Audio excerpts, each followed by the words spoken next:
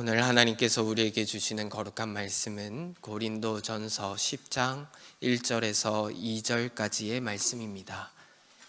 신약 성경 274쪽입니다.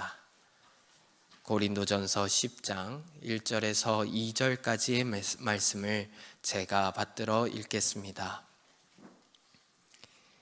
형제들아, 나는 너희가 알지 못하기를 원하지 아니하노니 우리 조상들이 다 구름 아래에 있고 바다 가운데로 지나며 모세에게 속하여 다 구름과 바다에서 세례를 받고 아멘. 여기까지 우리를 인도하신 것은 우리 하나님의 큰 은혜입니다. 우리 하나님의 은혜를 생각하며 이 시간 박수로 우리 하나님께 영광 올립니다. 할렐루야, 할렐루야.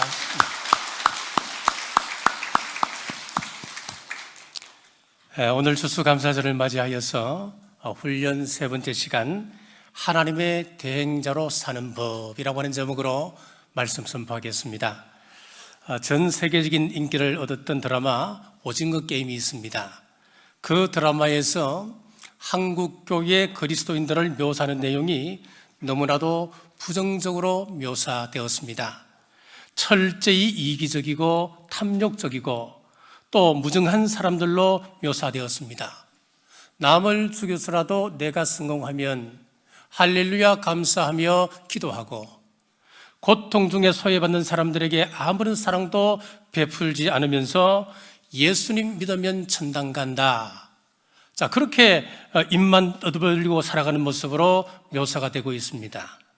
더 충격적인 것은 이 드라마에서 그리스도인에 대한 묘사가 정당한지 지나친지에 대한 여론조사에서 대부분의 응답자가 그 판단이, 그 묘사가 적절했다라고 응답을 했다고 합니다.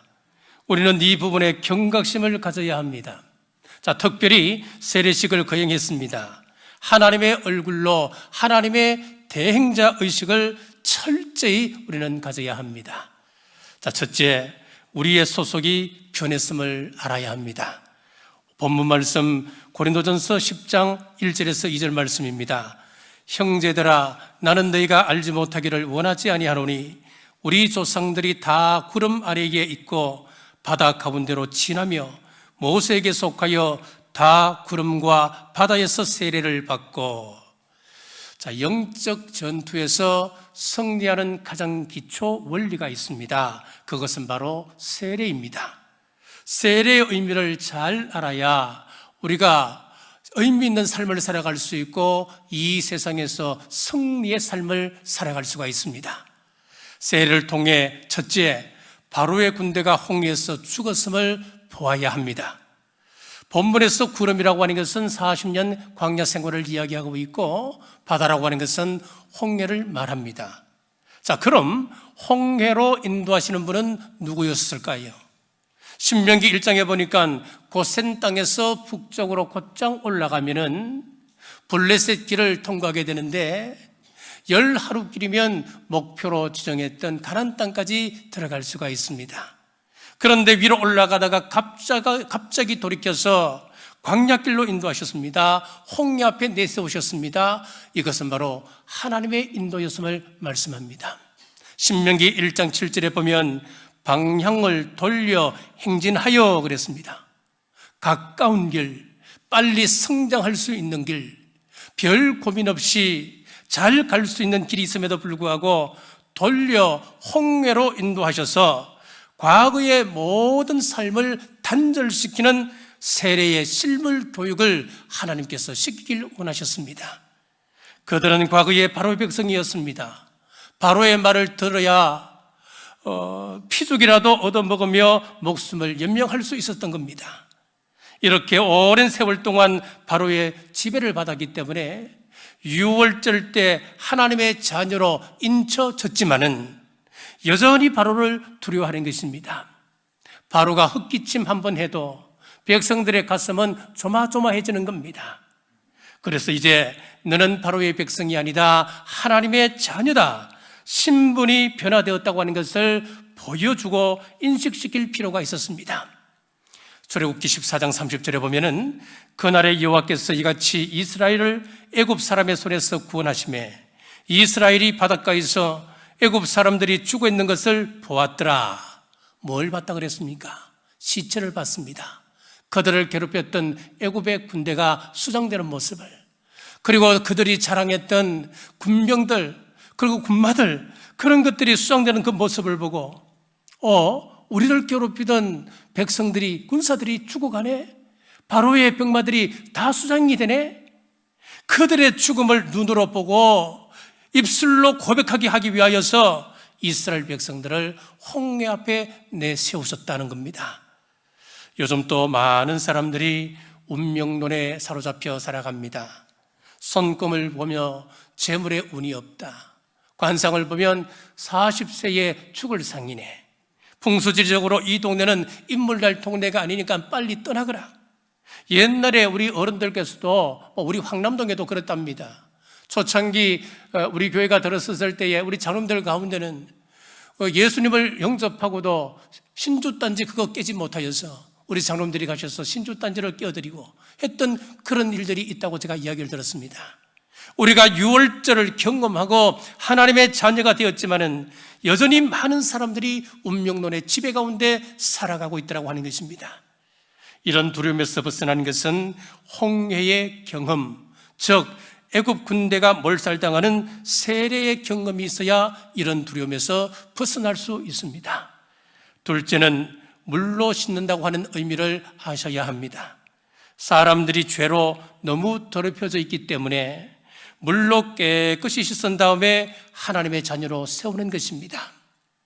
자, 예를 들어서 여러분들이 입양을 한다고 한번 생각해 보십시오. 무작정 여러분들이 데려오면 됩니까? 그러면 안 되지요. 우선 홀트 아동복지센터 같은 데 가서 법적인 절차를 밟아야 됩니다. 그리고 고아원에 가서 아이를 데려옵니다. 집에 데려와서 목욕시키고 새옷 입히고 그리고 가정의 문화를 가르칩니다. 우리 집에서는 최소한 이것은 지켜야 한다, 질서를 가르치는 겁니다. 마찬가지로 우리가 하나님의 자녀로 입양되는데 우선 법적인 절차를 거쳐야 합니다. 그 법적인 절차가 무엇이냐면은 애굽에서 유월절을 경험하는 것이었습니다. 유월절 사건으로 인해서 이 애굽 사람들과는 완전히 구별된 하나님의 자녀라고 하는 것이 인쳐졌습니다. 법적인 절차가 끝나면 아이를 데려오지요. 출애굽 사건입니다. 데리고 와서 목욕시킵니다. 새 옷으로 갈아입힙니다. 우리 가정의 풍습을 익히게 합니다. 바로 세례입니다. 옛날에는 말을 함부로 했습니다마는, 그리고 하는 이야기들마다 참 상스럽고 그런 이야기가 많았습니다마는 이제는 그런 것들 고쳐야 합니다. 맨날 아침마다 깡통 차고 나가는 것들 습관이 되어서 입양되고 난 이후에도 여전히 아침이 되면 깡통을 먼저 챙기는 사람이 있다면 그것 안 되는 것이지요. 그렇다면 그 사람은 입양되어도 여전히 입양자의 혜택을 누리지 못하는 것입니다. 우리가 무슨 은사를 행하고 능력을 베풀고 선한 일을 했다고 이런 것은 다 여러분 2차적인 것입니다.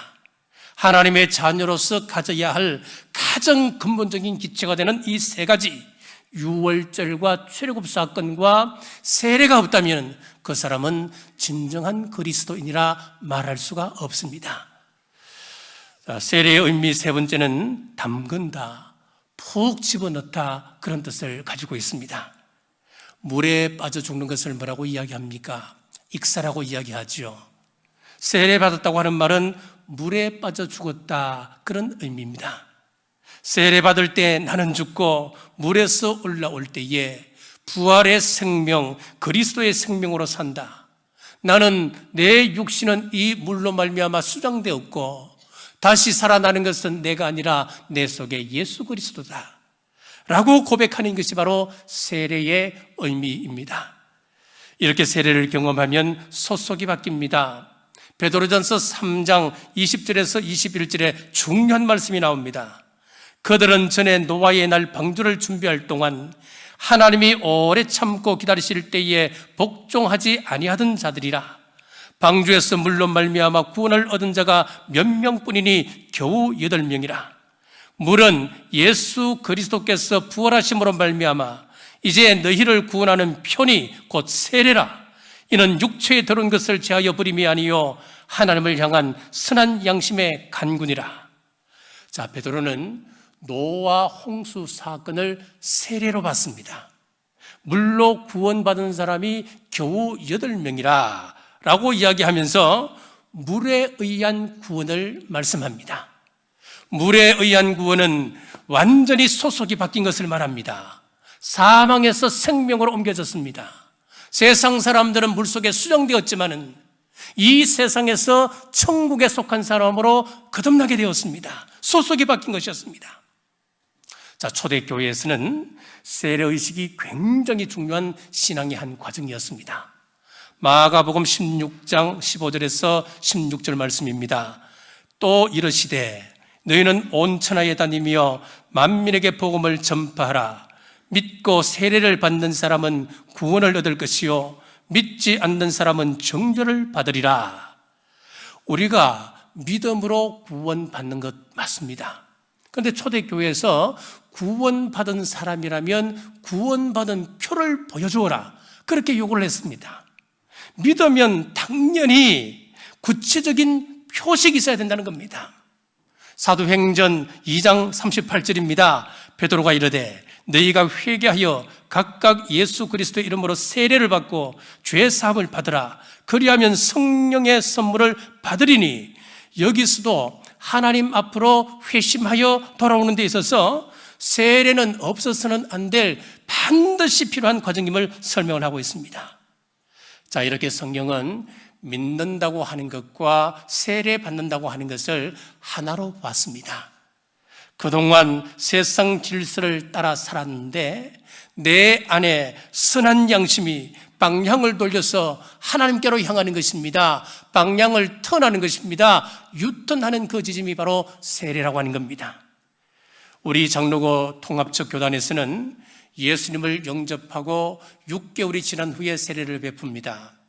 성경에서처럼 믿자마자 바로 세례를 줄 수도 있겠습니다만은 교회 역사를 볼 때에 가짜들이 너무 많았기 때문에 6개월 동안 그 사람을 지켜보며 그 사람의 믿음이 진실된지 아닌지를 보고 그 후에 세례를 주자. 그래서 6개월을 지난 후에 세례를 베푸는 것입니다. 믿으면 바로 세례를 받든지 아니면 6개월 지난 후에 세례를 받든지 하는 것은 이 기간은 중요하지 않다는 겁니다. 세례를 받으면 세상에 속한 사람이 아니라 하나님께 속한 사람이라고 하는 이 의식이 소중한 것입니다. 중요한 것입니다. 오늘 세례를 받은 자들 또 입교한 분들이 21명이었습니다. 이분들은 꼭 이 사실을 아셔야 됩니다. 사랑하는 여러분, 세례는 소속을 바꾸는 행위임을 믿음으로 고백하고 하나님의 대행자로 굳건히 서가시기를 주님의 이름으로 축복합니다. 둘째, 그럼 세례받은 사람은 어떻게 살아가야 할까요? 오늘 세례받은 사람은 물론이고 이미 세례받고 성도로서의 삶을 살아가는 우리 모든 분들은 다시 한번 이 말씀에 귀를 기울이셔야 합니다. 데살로니가전서 5장 18절입니다. 범사에 감사하라. 이것이 그리스도 예수 안에서 너희를 향하신 하나님의 뜻이니라. 자, 스페인 현지 식당들은 대부분 오후 4시부터 8시 사이에 문을 다 닫는다고 합니다. 그리고 주말에는 문을 열지 않습니다. 또 그렇지만 한국 회사가 직영하는 치킨 체인점은 한국에서처럼 똑같이 한답니다. 낮 12시에 문을 열고 밤 12시에 문을 닫습니다. 주말에도 문을 엽니다. 그리고 반경 2.5km 내에는 어디든지 배달을 해줍니다. 외국인으로 볼 때 이것은 상상할 수 없는 그런 일입니다. 이런 우리 한민족의 DNA, 이런 억적 같은 근성이 경제 부흥의 한 요인이 되었습니다. 그러나 한국 사람들의 행복 지수는 세계에서 밑바닥입니다. 이 나라가 지옥 같아서 짜증내고 자살하는 것입니까? 먹는 것, 입는 것, 타는 것, 사는 것 얼마나 풍족합니까? 과거와는 비교할 수 없을 만큼 우리는 누리고 살아갑니다. 이렇게 살기 좋아졌는데 사람들은 행복해 하지도 감사해 하지도 않는 것입니다. 지금 러시아 우크라이나가 지금 전쟁 중입니다. 그런데 이 전쟁을 20여 년 전에 이야기했던 미래학자가 있었습니다. 시카고 대학 미어샤이머 교수입니다. 이 사람이 이런 말을 했습니다. 우리 남한이 전쟁에 휩쓸릴 위험한 국가 4위다 라고 이야기를 했습니다. 자, 이것은 우리가 인정하든 인정하지 않든 세계 사람들이 우리 대한민국을 바라보는 시선이 그렇다는 거예요. 실제로 우리 대한민국은 참 위험한 곳입니다. 하지만 정전 상태의 위태로운 정세 속에서도 하나님께서 전쟁 없이 지금까지 부흥을 이루고 또 많은 사람들이 평화롭게 생활할 수 있도록 하신 것, 우리 하나님의 은혜였습니다. 이것 생각하면 우리는 감사하지 않을 수가 없습니다. 공산국가와 자유민주주의 국가의 가장 큰 차이가 감사라고 합니다. 공산주의 국가에는 감사라고 하는 말이 거의 없습니다. 우리가 북한에 물 도와준다고 해서 그 사람들이 고맙다, 감사한다 한 번 담아라도 냈습니까? 그런 적 없습니다. 이유가 있습니다. 공산주의 혁명 자체가 사회적 불만에서 출발된 철학이기 때문에 그렇습니다. 나의 불행이 너에게부터 오기 때문에, 자, 여기에는 어떠한 감사도 들어갈 자리가 없는 것입니다. 그러므로 우리 믿는 사람들은 공산주의에 대해서 항상 경각심을 가져야 합니다. 신앙인이라 하면서 하나님에 대한 의식 없이 살아간다면 그 사람을 어떻게 신앙인이라 말할 수 있겠습니까? 감사를 잃은 사람은 불행한 사람입니다. 감사를 잃은 사회는 불행한 사회입니다. 내 아들을 위한 사랑의 기술 감정 코치라고 하는 책을 쓴 존 가트맨의 이야기입니다. 이분은 MIT에서 수학과 물리학을 전공한 과학자였습니다. 여러 여성들과 사귀었습니다만은 대부분 결과가 좋지 않았고 결혼에도 실패하게 되었습니다. 그런 중 자신과 동일한 경험을 한 로버트 레번스 교수와 함께 관계에 대해서 깊이 연구하기 시작했습니다. 어떤 부분은 관계가 좋은데 왜 어떤 부분은 결혼하고 불행하게 살아갈까? 이 물음을 던지고 1970년부터 약 20년 동안 워싱턴 대학의 러브랩이라고 하는 공간에서 부부의 상호 관계에 대해서 연구를 했습니다. 비디오로 촬영하고 또 돌아와서 그것을 가지고 연구하고 상황에 따른 심장 박동수를 체크하고 혈류량을 체크합니다. 땀과 소변의 스트레스, 호르몬 양을 측정해 가면서 상호작용이 인체에 어떤 영향을 미치는가 20년 만에 결론이 나왔습니다. 왜 이혼할까요? 그는 부부 싸움의 방식 때문에 이러한 불행이 일어난다라고 결론을 내렸습니다.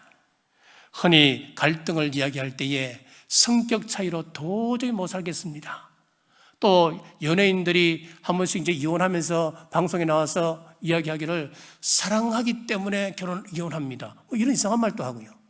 또 어떤 사람은 이 수입이 너무 적어서 안 되겠다고. 또 남편의 폭력 때문에 또 고부간의 갈등으로 인해서 여러 가지 이야기를 합니다만은 이런 요인들은 드러나는 현상일 뿐이고 실제로 부부를 불행하게 하고 이혼으로까지 이끄는 것이 무엇이냐?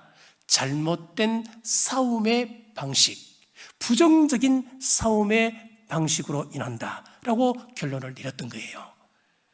자, 비난하고 경멸하고 또 방어하기에 급급합니다. 부부싸움을 하면 담쌓기를 해버립니다. 그러니까 그 가정이 어떻게 행복해질 수 있냐는 거예요. 이것이 부부관계의 불행의 시작이었다는 겁니다. 가정이 행복하려면 존중하고 배려하는 말을 하라 그랬습니다. 작은 일에도 감사하며 살아가라 했습니다. 말이 중요합니다. 어떤 말을 하느냐에 따라서 그 가정이 불행해질 수 있고 그 가정이 행복해질 수 있다고 하는 것입니다. 자, 일본에 혼다 켄이라고 하는 사람이 있습니다. 이 사람은 젊을 때 20세에 어떤 결심을 했냐면은 내가 젊을 때 열심히 일을 해서 경제적인 부를 이루면은 나는 회사 사임하고 사직하고 내 하고 싶은 일을 하겠다. 자, 그래서 20살 때부터 이 사람이 뭘 했냐면은 컨설팅 회사에 들어가고 회계사 일을 했습니다. 그래서 29살에 백만장자가 되었습니다. 경제적인 자유를 누리게 될 때에 주위 사람들의 만류에도 불구하고 사직을 하고 그 어린 딸을 직접 자기가 육아했던 그런 사람이에요. 이 사람이 어떤 책을 썼느냐면은 돈과 인생의 비밀이라고 하는 책을 썼습니다. 여기에서 만약 내가 즐겨 말하는 이 말이 부정적이고 악의적이고 비난적이며 타인을 욕하는 말이 되고 있다면 그 사람은 절대로 부자의 행복을 느낄 수 없다라고 말을 했습니다. 내가 수천억 재산을 가지고 있다 하더라도 내 말이 부정적이고 악의적이고 모욕을 주는 말, 상대를 욕하는 말이라면 부자의 행복은 느낄 수 없다는 거예요. 자, 예를 들어서 옷 가게를 하는 사람이 그 가게에 들어오는 사람을 보고 키가 작은 사람을 보고 이렇게 이야기했습니다. 당신은 키가 작기 때문에 어떤 옷을 입어도 어울리지 않을 것 같네요. 자, 내가 골라주는 이거 한번 입어보세요. 아이, 그러면 그 옷을 사겠습니까? 다시는 그 가게에 발걸음도 하지 않을 거예요.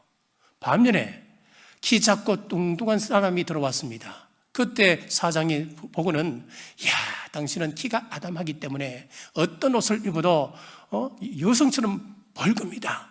그렇게 이야기했습니다. 그러면은 그 옷을 사는 것은 당연하고 후에 옷을 살 일이 있으면 그 가게에 찾아가지 아니하겠느냐는 이야기입니다. 우리의 말이 성공과 실패를 좌우하더라 이야기입니다. 그렇습니다. 말은 각인력이 있습니다. 견인력이 있습니다. 성취력이 있습니다. 그래서 어떤 말을 하느냐에 따라서 우리의 인생의 미래에 지대한 영향을 미치게끔 되어 있습니다. 부정적인 말보다는 긍정적인 말, 소극적인 말보다는 적극적인 말, 비관적인 말보다는 낙관적인 말, 상처를 주는 말이기보다는 위로하고 격려하는 말, 사늘하고 그친 말보다는 따뜻하고 부드러운 말, 불신의 말보다는 신앙의 말하는 여러분 되시길 주님의 이름으로 축복합니다. 데살로니가전서 5장 18절에 범사에 감사하라고 하는 이 말씀도 마찬가지입니다. 기쁠 때도 감사하고 슬플 때도 감사하고 좋은 일이 있어도 감사하고 나쁜 일이 있어도 감사하고 대학에 합격해도 감사, 불합격해도 감사하고 손해볼 때도 감사하고 절망 가운데도 감사하라. 그래서 그냥 감사가 아니고 범사에 감사하라 라고 말씀하고 있습니다. 잠언 18장 21절에서 말씀합니다. 죽고 사는 것이 혀의 힘에 달렸나니 혀를 쓰기 좋아하는 자는 혀의 열매를 먹으리라. 잠언 6장 2절입니다.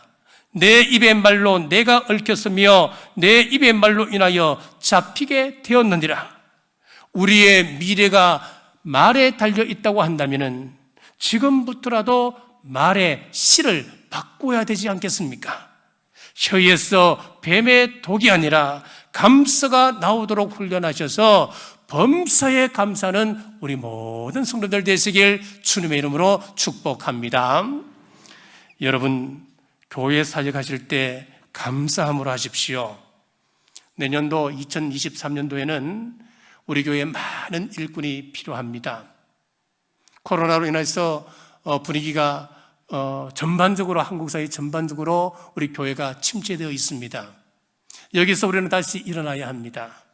여러분 거절하지 마시고 감사함으로 여러분들이 그 일을 하게 된다면 여러분 몸에 엔돌핀이 얼마나 중요합니까? 엔돌핀이 좋다는 거 다 알고 있잖아요. 그런데 우리가 감사하게 되면은 그 엔돌핀보다도 4,000배나 더 강력한 다이돌핀이 나옵니다. 우리 몸에는 균들이 많이 있습니다. 선한 균이 있고 좀 나쁜 균이 있습니다. 그런데 대부분을 차지하고 있는 것은 중립적인 균입니다. 여러분들이 감사하느냐에 따라서 감사하는 마음을 가지고 그것을 받아들인다면 우리 몸에 있는 중립적인 균들이 전부 다 감사 쪽으로 붙습니다. 그러면 그 사람은 감사함으로 그 일을 감당할 수 있는 겁니다. 그래서 감사하는 사람에게는 더 감사한 일이 생기게끔 되어 있습니다. 그렇기 때문에 감사는 낭비가 아닙니다. 결코 손해보는 것이 아닙니다. 감사는 언제나 더 큰 축복의 전주곡이 되는 것입니다. 추수감사를 지키며 세례식을 거행했습니다.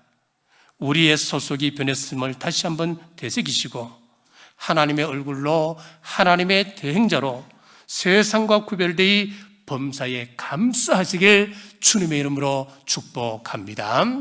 기도하겠습니다. 저희들을 사랑하사 감사를 깨우치게 하기 위해 추수감사절을 허락하신 하나님 감사합니다. 한 해도 풍성한 결실과 소득과 가정의 믿음을 성장시켜 주셨음을 또한 감사합니다.